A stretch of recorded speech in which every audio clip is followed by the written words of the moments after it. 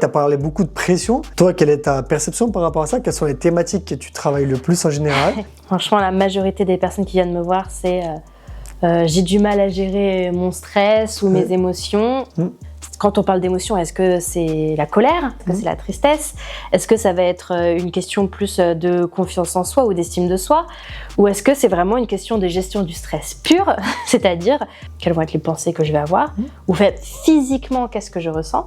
Parce qu'il y a des personnes, c'est vraiment beaucoup physiquement. Et en fait, je ne peux pas faire mon sport comme je veux parce que physiquement, je n'arrive pas à gérer. Et du coup, c'est là qu'on va utiliser aussi beaucoup d'outils, type respiration, imagerie, pleine conscience, où là, du coup, ça va te permettre de gérer ces manifestations physiques et psychologiques, finalement, du stress ou de tes émotions, quoi. Mais je te rejoins, si on a vraiment des athlètes qui vont avoir des tremblements, des mains moites, des maux de ventre, des sensations désagréables, ça peut être très compliqué de pouvoir reproduire ce qu'on a très bien fait potentiellement à l'entraînement et d'être capable de le faire le jour J. Après, il y a toujours, entre guillemets, par exemple, quand tu es à l'entraînement, tu vas voir les autres s'entraîner. Là, ça peut avoir un impact. L'impact du public, l'impact des autres, l'impact des parents dans les gradins.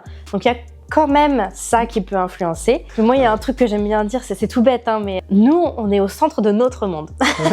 Ok, quand on passe, on est sur un praticable, donc forcément, tu as un peu ce truc où tu es seul, notamment en individuel, face au jury, face au public, etc.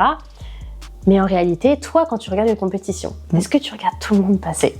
Est-ce que réellement tu portes attention à la moindre petite chose que tout le monde fait? En fait, tu te rends compte qu'il n'y a que toi qui te scrutes à ce point. Parfois, c'est important aussi de se lâcher la grappe et de simplement arrêter de réfléchir et d'agir.